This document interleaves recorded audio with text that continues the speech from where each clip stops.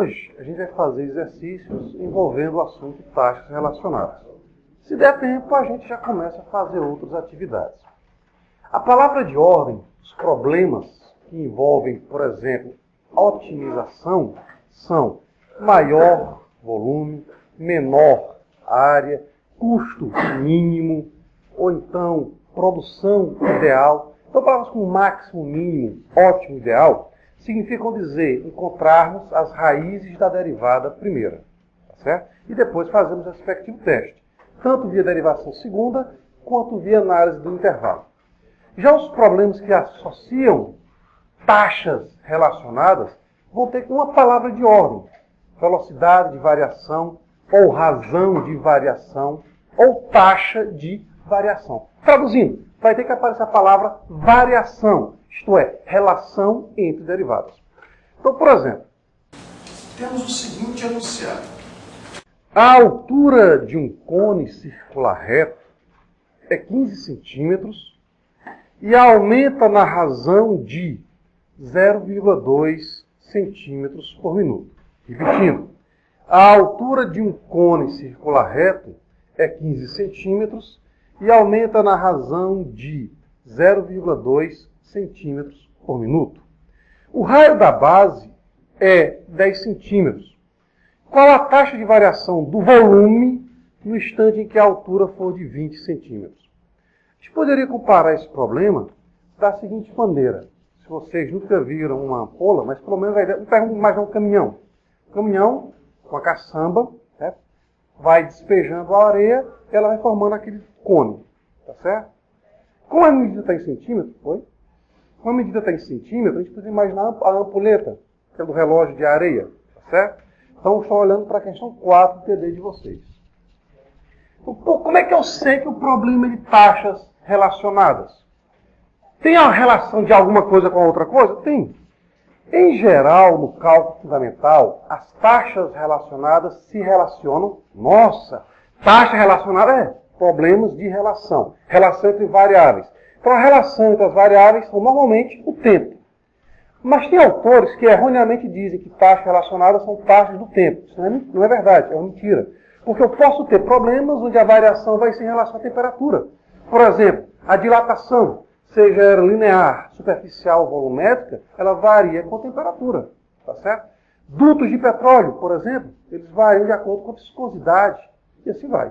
Então, normalmente os problemas são em relação ao tempo, mas não são todos.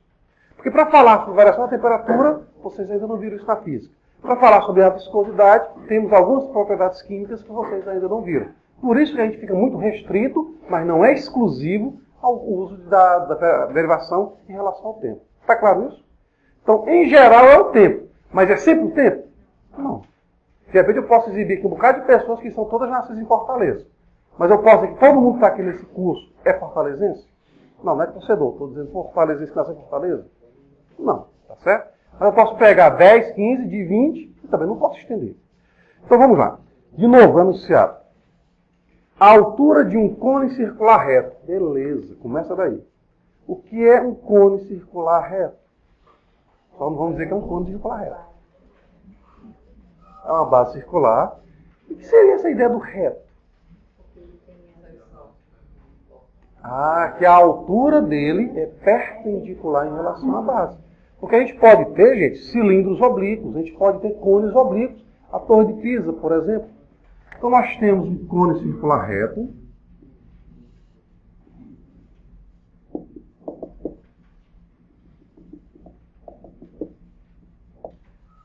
Só que um detalhe nesse cone. Ele está sempre aumentando. Está claro? Esse cone, com o passar do tempo, ele está aumentando. Mas de que forma ele aumenta? Não sei. Só sei que ele aumenta. Certo? Com o passar do tempo, a altura e, por conseguinte, o raio estão aumentando. Então, de novo, enunciado. A altura de um cone circular reto, inicialmente, então a altura inicial, vamos anotar a altura por H, a altura inicial vale 15 centímetros. Então, H índice 0, você para a altura inicial. E ela aumenta na razão. Ora, se é uma razão, então é a variação da altura em relação ao tempo. Tá certo? Então a palavra razão está associada a gente. Ó, o que é uma razão? Razão tem dois sentidos, tem duas raízes para analisá-lo. Razão pode vir de ratione, raciocínio, como pode vir de quociente. No caso aqui, a ideia da razão, o quociente. É a variação. Variação de quem em relação a quem? Da altura em relação ao tempo. Mas como é que eu sei que é da altura em relação ao tempo? Primeiro, olha o contexto da frase. A altura de um cone aumenta na razão de. Então está falando da altura. A outra unidade, minuto. Minuto é a unidade de quê? Tempo. Então essa variação, ela vai ser de 0,2 centímetros por minuto. Assim como a gente fez no nosso encontro passado, aquele problemazinho sobre o balão que estava vazando ar, que a gente fez esse problema, não foi? Do balão esférico que está vazando ar. Foi. Então, nesse problema, o que a gente considerou?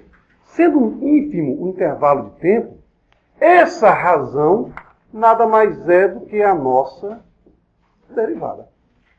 Tá ok? Então, para pequenos intervalos, e o que é um pequeno intervalo? Depende. Uma década é um intervalo pequeno? É, se você for considerar milênios. Um ano é um intervalo pequeno? É, se você imaginar séculos. Uma hora é um intervalo pequeno? É, se você imaginar anos. Um minuto é um intervalo pequeno? Então, tudo é relativo. Quase tudo é relativo. Certo? Então, em relação... relacionadas. Então, em relação a esse nosso problema, vamos imaginar o dH/dt como sendo a derivada da nossa altura. Perguntas até aqui? Sem perguntas porque está entendendo, sem perguntas porque não está entendendo. Então, todos entenderam. Vamos em frente. O raio da base inicial, vamos denotar o raio inicial como sendo R índice 0. Ele é de 10 centímetros. Pergunta-se, qual, olha o contexto, a taxa de variação do volume. Então, nós queremos a variação do volume em relação ao tempo. A ideia básica é, como eu quero uma variação mínima do tempo, então isso daqui vai ser aproximadamente a derivada do nosso volume. Tá certo? Então, nós queremos a derivada do volume. Mas derivada do volume em relação a quem? Em relação ao tempo. Derivada do volume em relação ao tempo. Bom, derivada do volume em relação ao tempo. Beleza. Está faltando alguma coisa não na expressão? Queremos a derivada do volume em relação ao tempo. O que é que está faltando? Qual função? Volume? Muito bem. E quem é o volume do cone? As figuras que têm ponta são 1/3 das figuras originais. Como ela vem do cilindro é da base, πr2h. Como é 1/3, então ficamos com 1/3 de πr² h. Repara que eu não estou colocando R índice 0 ou H índice 0. Essa expressão é uma expressão geral. Tá certo? Bom, mas espera aí.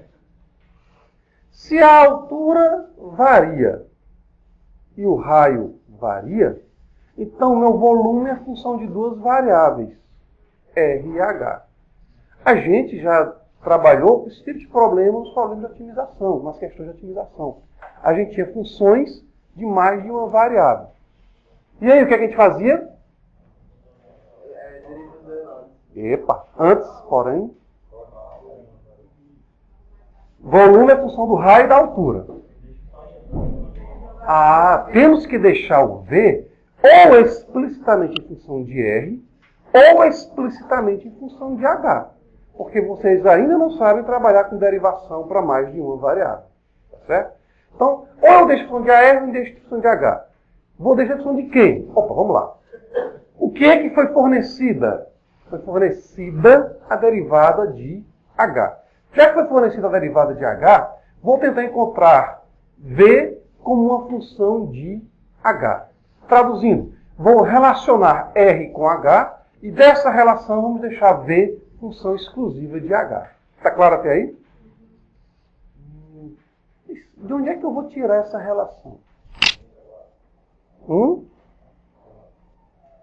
de onde vamos tirar a relação entre R e H? Será que a figura vai nos dizer alguma coisa? Por dizer não vai porque ela muda, né? Mas ela vai indicar muita coisa. Por exemplo, em vez de olharmos o espaço tridimensional, podemos olhar bidimensionalmente. No caso de exercício visual, podemos analisar do ponto de vista bidimensional. Então, o que é que nós temos?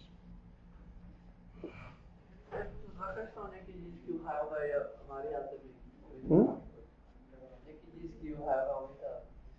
Olha, se você está aumentando o volume, está mantendo o formato, ele tem que aumentar também. Senão você deforma a figura. Tá certo? Então, para um instante qualquer, eu tenho um raio e uma altura. Ora, se pegarmos aqui a situação inicial, vamos supor que a situação inicial fosse essa. R0, H0. Porque o cone ele está aumentando. Então, suponha que a situação inicial fosse essa, do triângulo que está aqui pontilhado. E a situação, após um determinado intervalo de tempo, seja essa. R e T. Bom, o cone é circular reto. Então, sei que esse ângulo aqui é um ângulo reto. Estamos mantendo essa proporção, ou seja, o raio e a altura estão aumentando com uma certa razão. Consequentemente, esses dois triângulos, eles passam a ser o quê, gente? Semelhantes. Se esses dois triângulos são semelhantes, qual é a relação que a gente pode tirar? A razão entre as alturas é a mesma razão entre os raios. Guardem essa relação, que ela vai ser útil, por exemplo, para problemas tradicionais atrelados à física. Um atleta de 2 metros de altura, ou 1,80 m, está correndo quando ele passa por debaixo de um poste.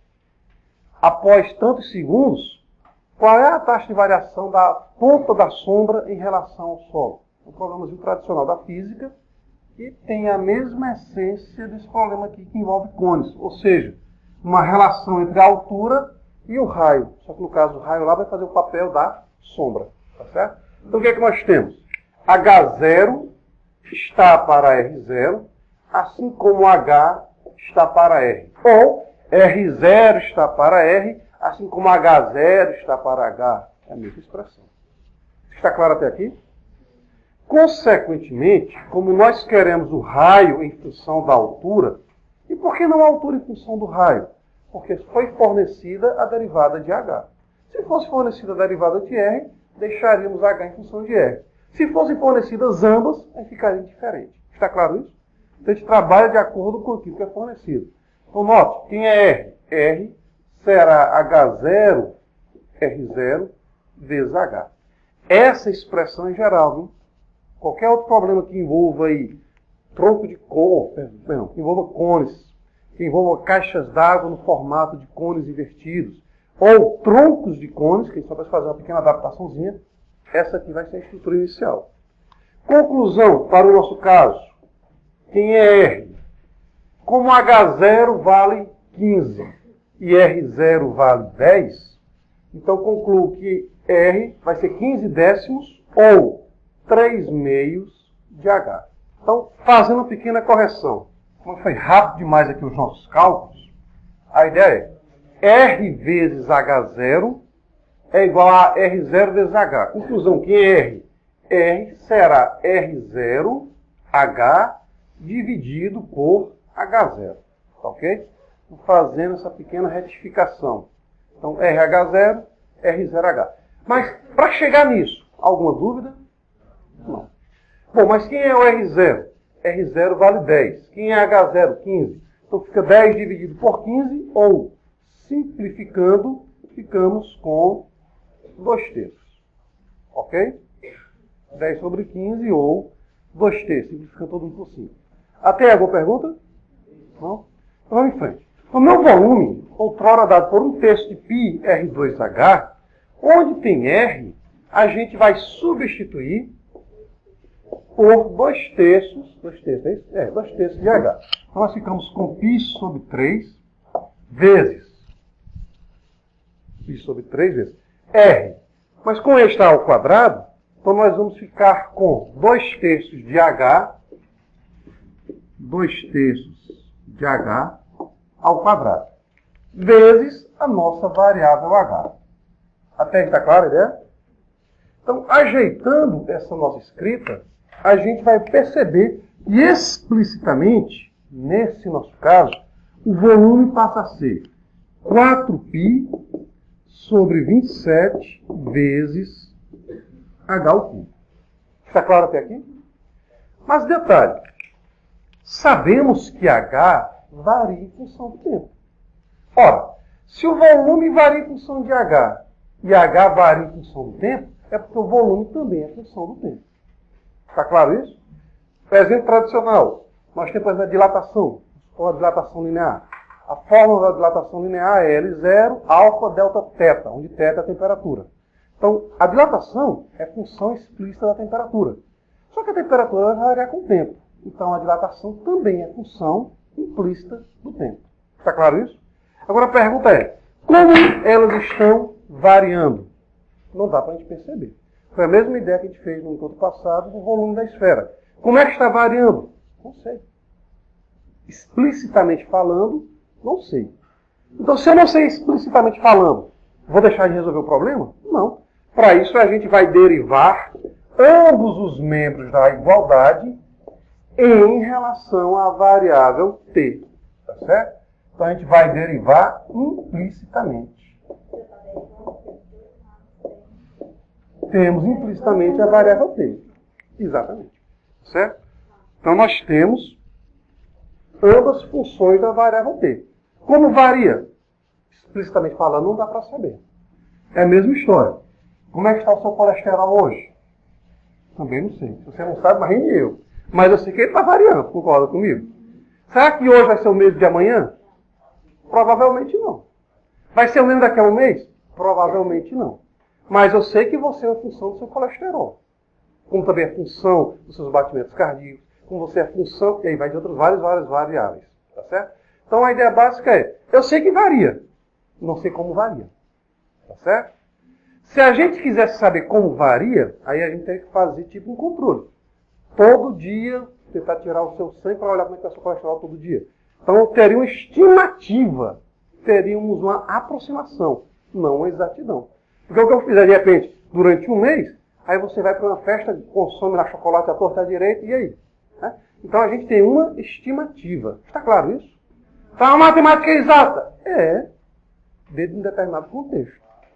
Se você mexer com o contexto, tem que ser exata, passa a ser uma aproximação. Então nós vamos derivar ambos os membros da igualdade em relação a t. Sim, daí? A ideia prática das taxas relacionadas ou da derivação implícita é que você deriva normalmente todas as variáveis envolvidas.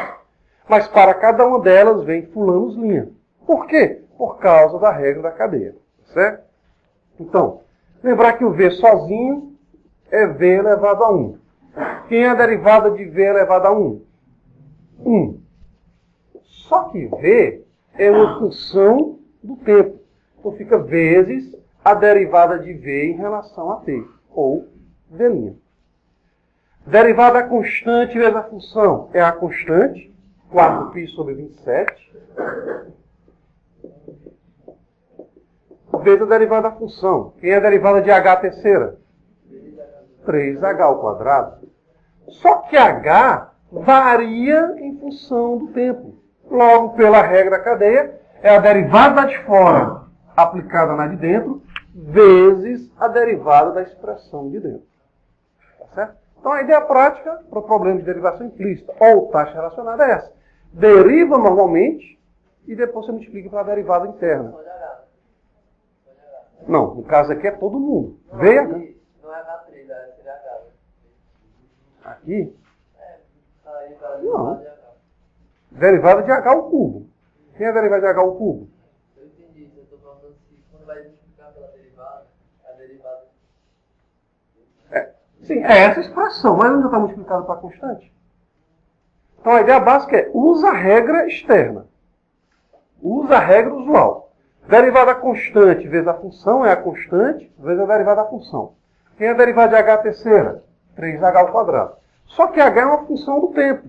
Então fica a derivada de fora, aplicada na de dentro, vezes a derivada da de dentro.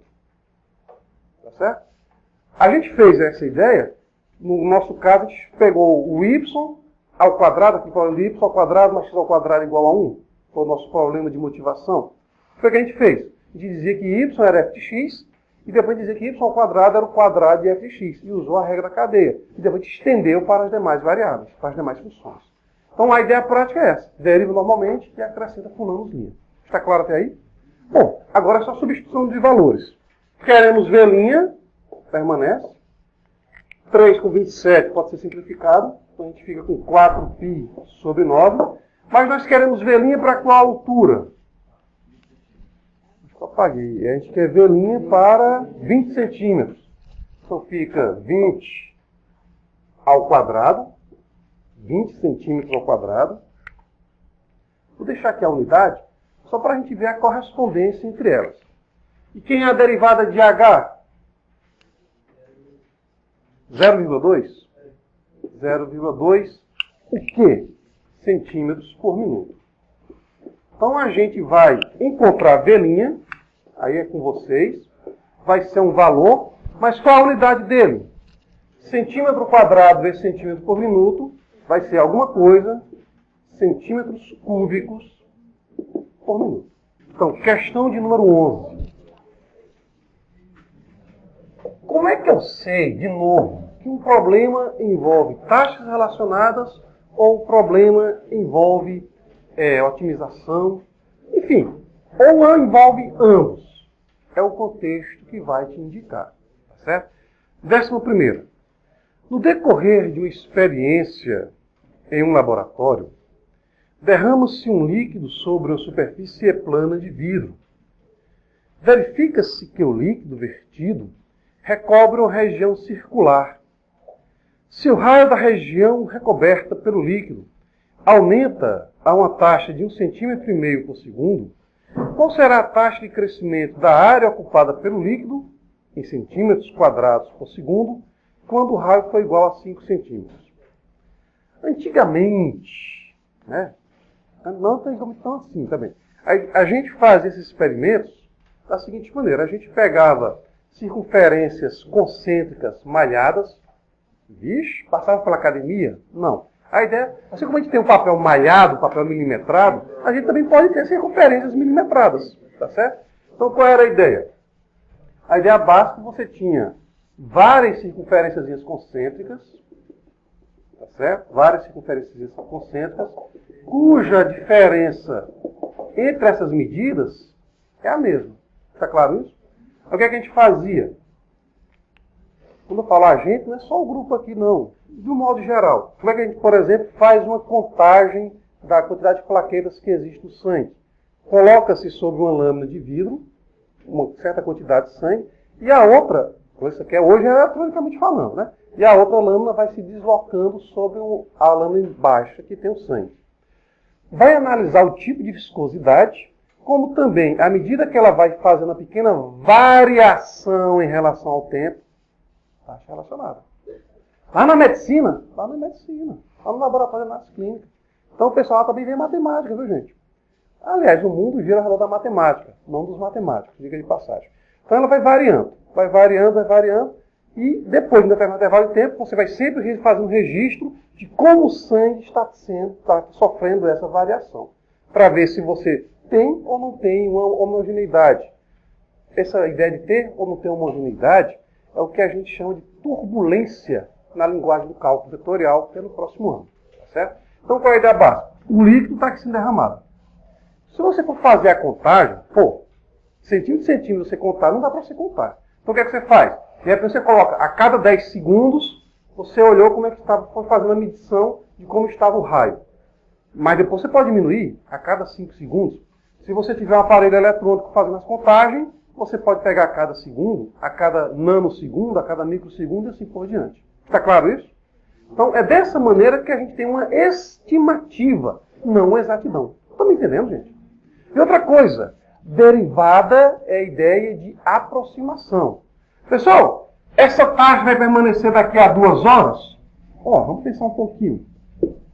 2 horas seriam quantos segundos?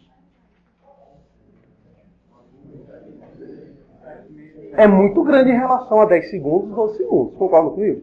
Então, isso daqui que a gente faz, pelo amor de Deus, são taxas, são variações em determinados momentos. Eu não posso, de repente, dizer, um exemplo do colesterol. Ah, o meu colesterol hoje é tanto. Será que amanhã vai ser do mesmo jeito? Não dá para prever. Tá certo? Não dá para, exatamente falando, dizer quanto vai ser. Mas dá para fazer estimativas. Dependendo do que você comeu, dependendo do seu estado de espírito, e aí vai. Espírito, alma, do ponto de vista da psicologia. Ok? Então, o que é que nós temos? Está sendo formado, falta a palavra que eu esqueci. No decorrer de uma experiência no laboratório, derrama-se sobre a superfície plana de vidro e verifica-se que o líquido vertido recobre uma região circular. Se o raio da região recoberta aumenta a uma taxa de... de novo, palavra de ordem, taxa, velocidade de variação, razão de variação, é tudo a mesma coisa. Então, qual é a variação do raio? 1,5 centímetros por segundo. Então, falou em taxa de variação, falou em velocidade de variação, falou em razão de variação, é derivada. Tá certo? É só saber em relação a quem? Se em relação ao tempo, temperatura ou viscosidade. Em geral, os nossos problemas estão envolvendo o tempo. Tá ok, gente? E as outras? Porque a gente não tem conhecimento teórico para falar sobre elas ainda. Então, a taxa de variação do raio é de 1,5 centímetro. Pergunta-se, qual é a taxa de variação da área em centímetros quadrados por segundo no momento que o raio for igual a 5 centímetros? Mas por que 5 centímetros? Aí vai depender de quem está fazendo a modelagem.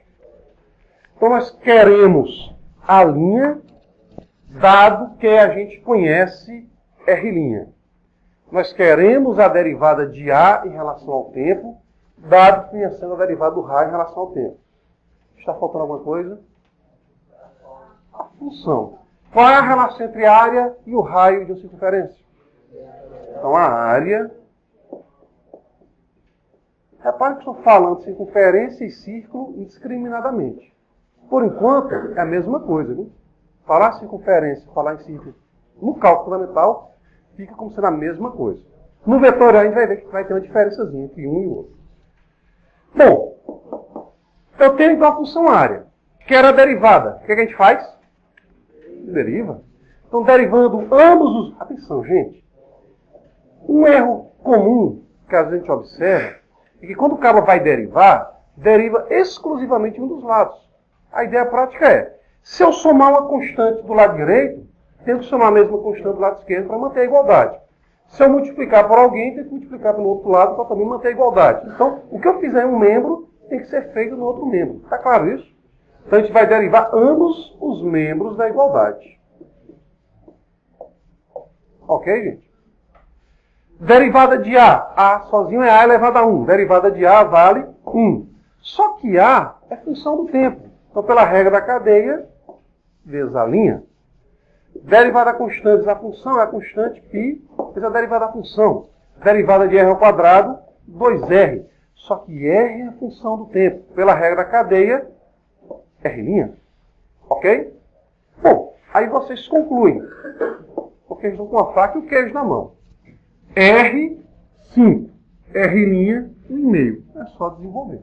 Bem, as próximas questões envolvem a chamada aplicação da reta tangente. Podemos definir a equação de uma reta tangente da seguinte maneira. Y menos y do ponto é igual à declividade, mas quem é a declividade? Ou coeficiente angular, ou inclinação. Coeficiente angular, inclinação, é nada mais nada menos que a derivada da função no ponto. Tá certo? Então fica y menos y do ponto igual à derivada aplicada no x do ponto, vezes x no x do ponto. Essa aqui é a ideia da equação da... Opa! Repara, eu não estou falando da equação de uma reta tangente. Estou falando da equação da, artigo definido. Certo? Não artigo da, não. De mais A. Tá certo? Então, o A, artigo definido. Então, ela é única para aquele ponto. Está claro isso? Então, ela é única. Bom, Então vamos encontrá-la nos seguintes casos. Y igual a x ao cubo menos 3x, no ponto em que x vale 1. A outra vai ser a hipérbole xy igual a 7, hipérbole vai ser apresentado na álgebra linear, tá certo? Nomenclatura. A hipérbole xy igual a 7, no ponto em que x0 vale 7. E depois na trigonométrica, y igual a 100 de 2x, no ponto em que x0 vale π sobre 3. Traduzindo, o que é que eu preciso para encontrar a equação da reta? Preciso de x do ponto e do y do ponto. Ixi, rapaz. Mas em cada um desses foi fornecido x do ponto. Ah, beleza. Então, para encontrarmos o y do ponto, ora, o ponto xy. Então, para o valor de x, eu vou ter o valor de y. Então, quem é o y0? É simplesmente substituir o x pelo x0. Está claro isso, gente? Então, o y0 é obtido quando eu troco x por x0. No nosso caso, vai ficar 1 ao cubo menos 3 vezes 1, que dá menos 2.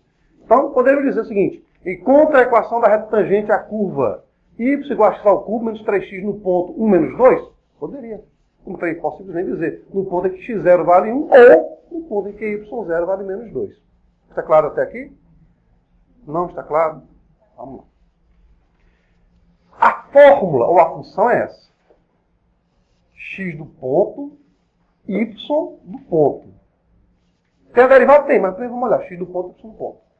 Em todas essas aplicações, a gente só forneceu x do ponto. O ponto é um par. É o x e y. É a ideia do casal. Fulano e Beltrano. Bem que hoje em dia tem que ser... Não dá para escrever muita coisa. Temos o casal. O ponto, o par. Para ser o par, eu tenho um x0. Está faltando ninguém, não? O y0. O que é o y do ponto? Como é um par, significa dizer que aquele y do ponto eu vou obtê-lo quando eu substituir na minha função o x do ponto. Então eu quero y para x igual a 1. Traduzindo seria isso. Fica 1 ao cubo, que dá 1, menos 3 vezes 1 dá menos 3. Menos 3, menos 2. Vai passar a gente. Tá certo? Detalhe, essa função eu acho que a gente já fez o gráfico. Seria só você olhar lá para ver como é que a gente faz o gráficozinho. Gráficos que a gente vai fazer, se der tempo, ainda hoje. Tá bom? Então temos o ponto. Já temos a reta? Não. Falta quem? O coeficiente angular, ou a declividade, ou a inclinação. Quem é ela? É a derivada da função aplicada no ponto. Então primeiro a gente deriva e depois a gente aplica no ponto. Então quem é f', dado que y é o próprio f de x? Repara que a função f, ou y, é uma diferença de funções. Quem é a derivada da diferença? Diferença das derivadas. Bom, como já estamos começando a caminhar um pouquinho mais rápido, vamos direto. Duas passagens em uma. Primeira, quem é a derivada de x ao cubo? 3x ao quadrado. Quem é a derivada constante vezes a função? É a constante, 3, vezes a derivada da função. A derivada de x vale 1. 3 vezes 1, 3. Está claro isso, gente? Tá. Consequentemente, a derivada da minha função no x do ponto, mas quem é o x do ponto? 1. Então ela vai ser 3 menos 3, que é igual a 0. Oxe, e pode? Pode, gente. Com certeza. Conclusão, quem é a minha reta? Conclusão, a minha reta fica y, menos o y no ponto, que é menos 2, igual a declividade, 0, vezes x no x do ponto, x menos 1. Conclusão, a minha reta é a reta y igual a 2. É uma reta constante e paralela ao eixo do x. Mas se vocês depois olharem para as anotações de vocês, vão ver que esse gráfico... desculpa, menos 2. Se vocês forem olhar um pouquinho para o gráfico, a impressão que a gente sempre fez esse, fez um muito parecido com esse, nós tínhamos lá os pontos críticos.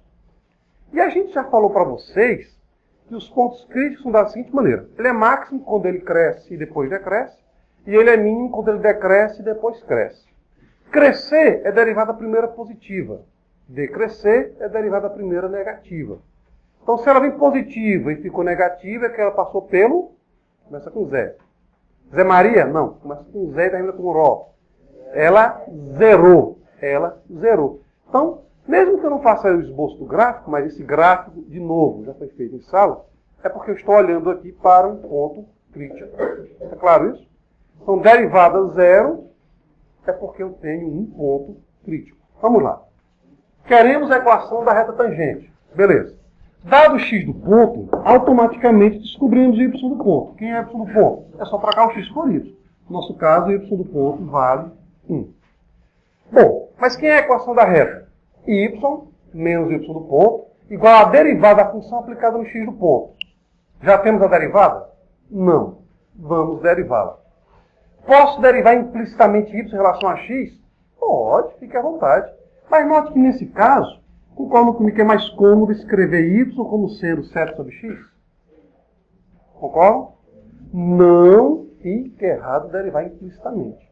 Mas a ideia prática é, sempre que for possível explicitar, vamos explicitar. Tá certo? A não ser que seja uma função muito trabalhosa para derivar. Aí é outra história.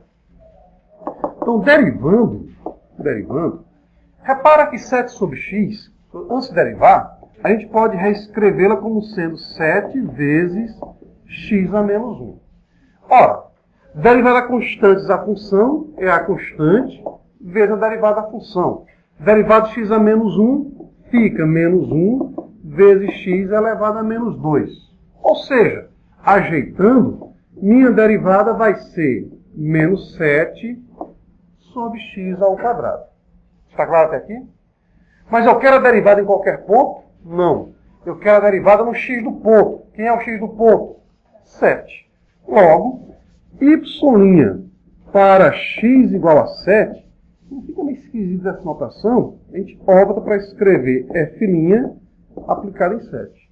Ok? Porque eu estou derivando no valor em que x vale 7.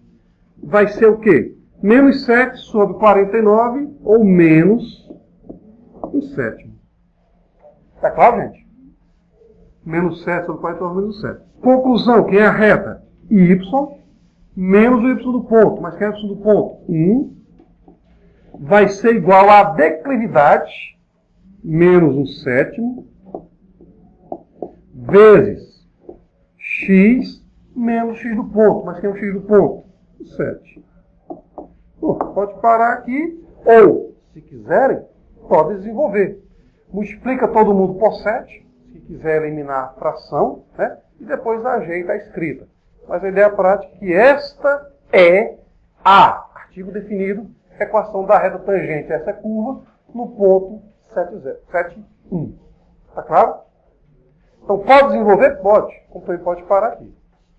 Alguma dúvida nessa primeira? Oi? É da expressão, do próprio enunciado. A gente quer a equação da reta, o x0 é o do enunciado. Então, como é que eu encontro o y0? O y do ponto, basta eu observar quem é o x do ponto. Então, a gente trocou o x por 7. Então, ficamos com 7y igual a 7, conclusão, y vale 1. Tá ok? Vamos fazer direto, para aproveitar a gravação. X do ponto, π sobre 3. Quem é o y do ponto? Quem é o y do ponto? Vai ser o seno de 2π sobre 3. Beleza. Posso deixar assim? Olha, poder pode, mas se você puder encontrar um valor numérico, fica mais interessantezinho. Quem é o seno de 2π sobre 3 ou 120 graus?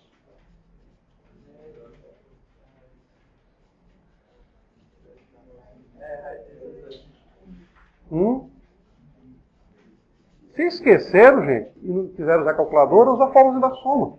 Seno da soma, seno A mais B, então usa a redução. Então fica... Isso. Lembrar que na apostila de vocês tem uma relação lá dos principais ângulos. Revejam, certo? Então, x do ponto e y do ponto. Perguntas? O que é que está faltando? Está faltando a derivada. Eu vou tentar fazer as operações mais verbais. Vamos escrever pouco, vamos falar muito. Se não ficar clara, aí a gente faz a explicitação. Como assim? Tem parênteses? Tem. Tendo parênteses, já é uma indicação explícita de que tem composição. Mas se eu me esquecer desse detalhe, aí você faz a seguinte coisa. Se eu quiser, por exemplo, observe. Para o x igual a π sobre 3, eu calculei diretamente o seno de π sobre 3 ou fizemos uma operação intermediária? Quando x foi π sobre 3, a gente calculou diretamente o seno de π sobre 3 ou uma operação intermediária foi feita? Intermediária foi feita. Qual foi? Pegamos o π sobre 3 e multiplicamos por 2. Então, se eu não faço a aplicação direta, é porque tem composição. Está claro isso? Bom, então fica. Função de fora dos parênteses é o seno. Quem é a derivada do seno? Cosseno. Então fica derivada de fora, só isso? Não. Pela regra da cadeia, é a derivada da de fora aplicada na de dentro, vezes a derivada da de dentro. E quem é a derivada de 2x? 2. É isso que a gente vai querer de vocês já no próximo semestre. Um pouquinho mais de agilidade na escrita. Então, de onde veio? De novo. Repara que, verbalizando, y é do tipo G composta com H. Quem é G? Seno de. Quem é H? 2x. Pela regra da cadeia, fica a derivada de G, derivada do seno, que é o cosseno, aplicada em H, aplicada em 2x, vezes a derivada de H. Então, a gente fez uso da regra da cadeia. Está claro, gente? A gente fez uso da chamada regra da cadeia. Então, é uma coisa que a gente, eu já tinha dito para vocês, a gente já ia começar a evitar aqueles lenga-lenga da escrita. A gente tem que verbalizar mais, começar a internalizar, como diria o Vygotsky. Bom, chegamos na derivada. Mas em qualquer ponto que nós queremos? Não. Queremos a derivada no x do ponto. Então, a derivada no x do ponto, isto é, qual é o x do ponto? Π sobre 3. Então, f' de π sobre 3 será 2 vezes o cosseno de 2π sobre 3. Vai ser 2 vezes. Quem é o cosseno de 120? Lembrando que no segundo quadrante o cosseno é negativo. Então, fica menos cosseno de 120.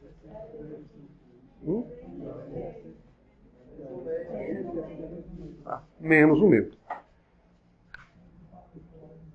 Então fica menos 1. Tá ok? Tá ok, gente? Conclusão. Nossa reta. Fica y menos o y do ponto.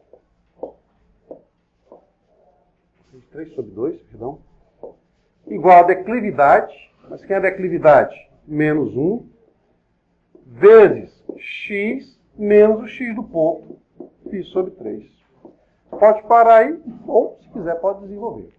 Um texto vai ser impresso em uma folha de papel retangular com 600 centímetros quadrados. Alguém pode perguntar, o que é que eu tenho a ver com impressão de texto com engenharia metalúrgica? Resposta, sei não, ó. Aí, de repente, vocês podem até imaginar a chapa. Isso, né? O tipo de chapa que vai ser impressa. Porque o encarecimento maior do livro, além da quantidade de exemplares, é justamente a chapa a ser feita. Um tipo de material da chapa. Chapa de papel, viu, gente? É chapazinha para fazer o papel. Não é chapa não. Ah. É que a gente estava olhando chapa que é. Então, vamos lá. Um texto vai ser impresso em uma folha de papel retangular com 600 centímetros quadrados. As margens superior e inferior terão 3 centímetros e as margens laterais terão 2 centímetros. Ache as dimensões da folha de papel para que a área impressa seja a maior possível. Será que esse problema aqui é para de otimização ou é um de taxa relacionada? Por quê? Porque é a palavra maior, tá certo? Então, problemas que têm taxa relacionada, virado em algum momento, ou a palavra taxa de variação, ou velocidade de variação, ou razão de variação. Quando é que vai envolver ambos? Quando envolver ambas as palavras, tá certo? Mas por enquanto a gente vai trabalhar separadamente. Depois a gente faz a mescla. Então, um texto vai ser impresso numa folha retangular. Bom, desenhando a mão livre, vamos supor que isso aqui seja a folha, tá certo? A folha retangular. Então, se é um retângulo, eu posso dizer que a base vale x e a minha altura vale y. Tá ok? Mas por que eu não vou dizer que é uma folha A4 ou uma folha A3? Porque não foi dito qual é a medida da folha. Foi fornecida apenas que a área é igual a 600 centímetros quadrados.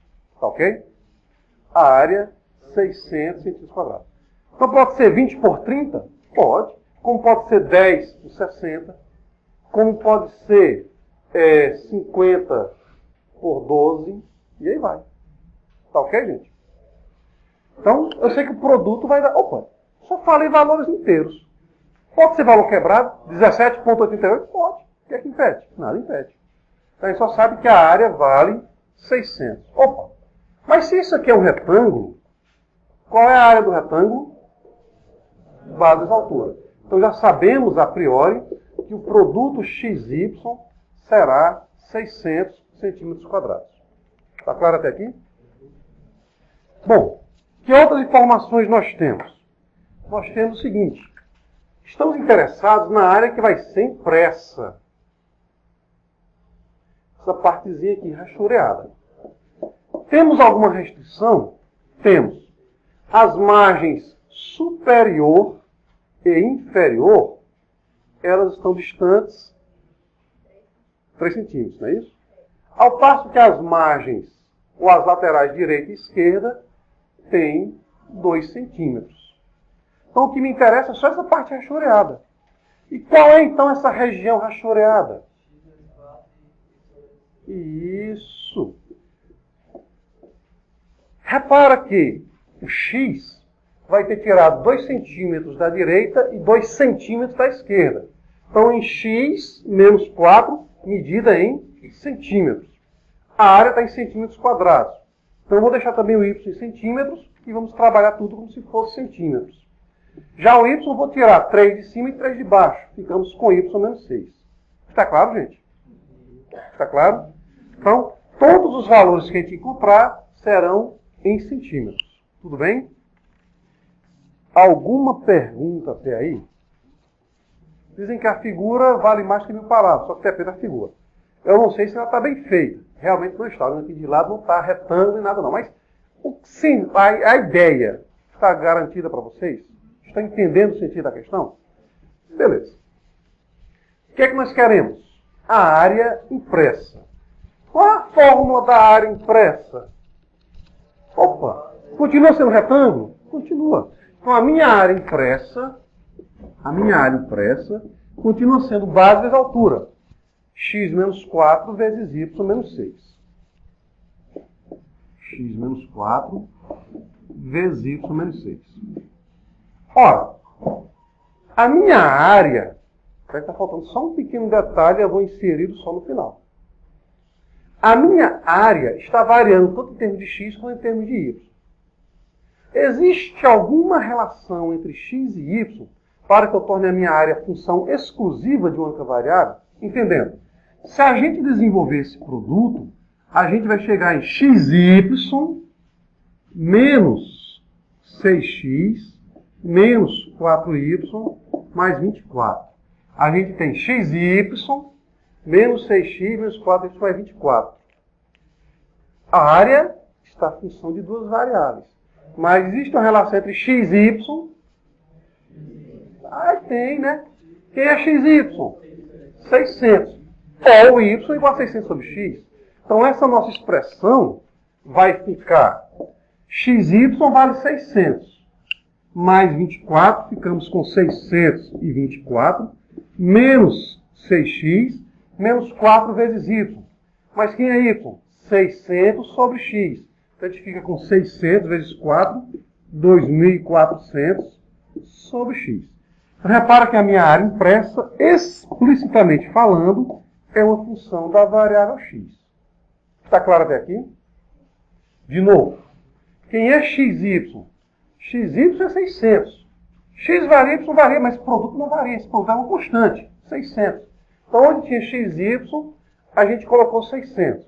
Mas como no desenvolver do nosso problema tinha uma outra constante, 24, a gente somou 600 com 24, obtendo 624. Está claro até aqui? X a gente não mexeu, mas depois mexeu com Y. Quem é o Y? Y é 600 sobre X.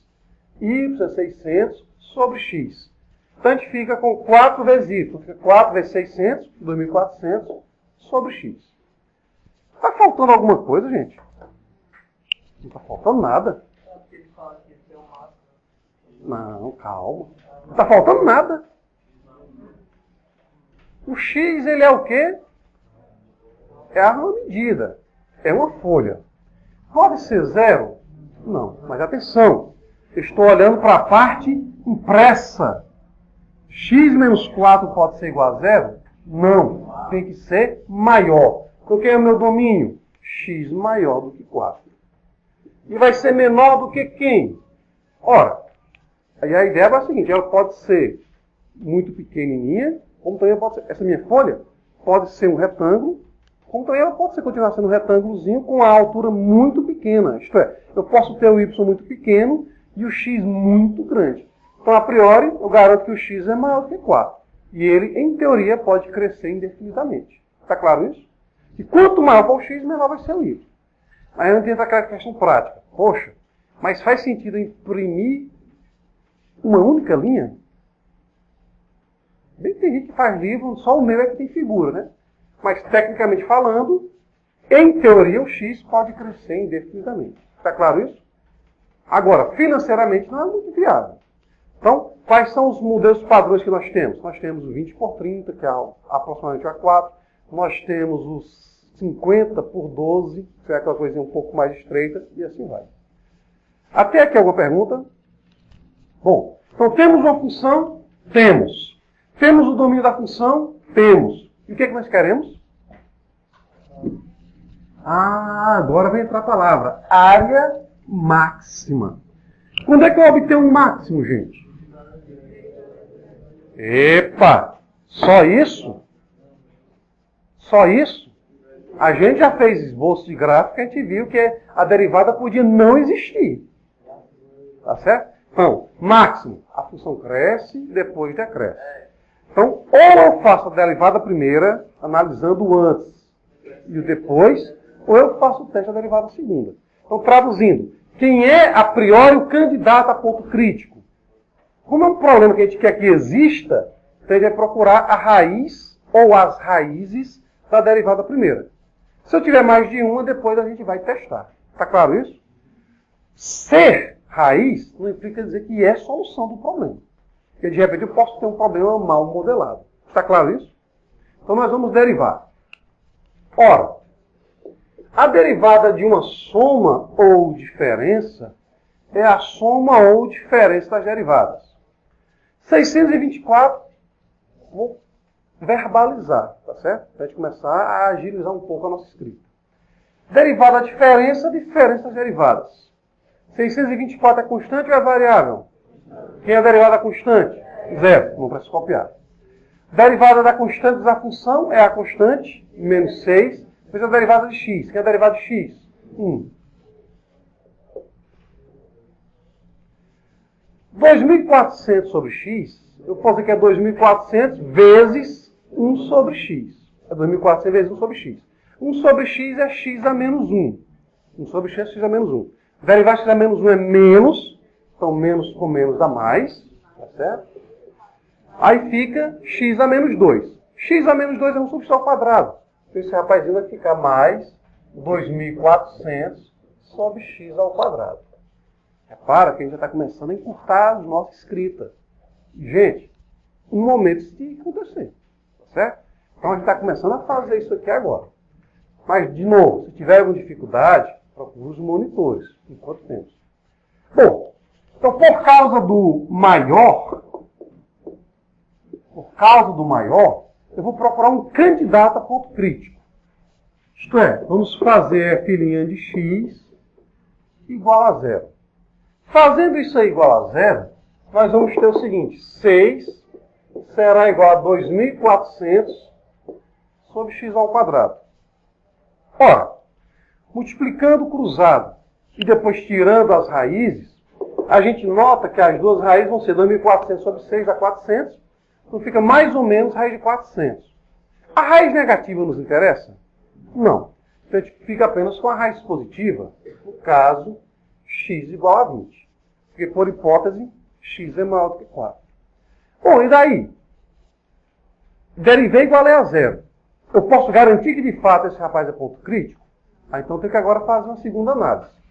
Ou a gente testa via antes e depois, desse número 20, ou a gente faz o chamado teste da derivada segunda. Ele vai ser máximo se a derivada segunda no ponto, no caso do x igual a 20, for negativa. Ou eu testo antes e depois, isto é, faço x menor do que 20 e vou observar se a minha derivada primeira ela é positiva, e depois faço x maior do que 20 para olhar se a minha derivada primeira ela é negativa. Nesse caso, o que é que vocês acham? Está mais fácil derivar mais uma vez ou analisar o antes e o depois? Derivar mais uma vez. Então, verificar se, é um condicional, a derivada segunda aplicada em 20, repara que eu não estou interessado no valor numérico, eu estou interessado no sinal. Quero verificar se ela vai ser negativa. Ok? Porque, gente, tem que testar sempre? Sempre tem que testar. Porque às vezes eu posso, de repente, encontrar um valor, o problema está bem modelado, mas o valor que encontrei eu errei em alguma das derivadas, ou em alguma das etapas. Como também às vezes pode acontecer, como já aconteceu, inclusive em livros didáticos, a gente faz as contas certas, faz tudo certo, faz tudo coerente, mas a resposta não bate. Aí quando você vai olhar na editora, foi um errozinho de sinal, um errozinho de informação, traduzindo problema mal modelado. Então a gente tem que testar, tá certo? Então, como é que fica a derivada segunda? Ora, pois, a derivada segunda é a derivada da derivada primeira. Derivada da soma ou diferença das derivadas. Derivada constante, zero. 2.400 sobre x ao quadrado é 2.400 vezes x a menos 2. Derivada x a menos 2, menos 2, x a menos 3. X a menos 3 eu posso colocar no denominador. Menos com mais fica menos. Então nós vamos ter 2.400 vezes 2, que é 4.800 sobre x ao cubo. Certo? Opa, mas espera aí. Vamos pensar um pouquinho de fazer as contas. O x não é positivo? Logo ao cubo fica sempre positivo. O numerador é negativo. Conclusão, ela é negativa qualquer que seja o x. Em parte do x domínio. Em particular, é negativo para o x igual a 20. Então, de fato, em x igual a 20, nós temos um ponto crítico. Nós temos um ponto que vai maximizar a minha função. E se o x for 20, quem é o y? 600 sobre 20, que é 30. Ou seja, é como se fosse uma folha A4.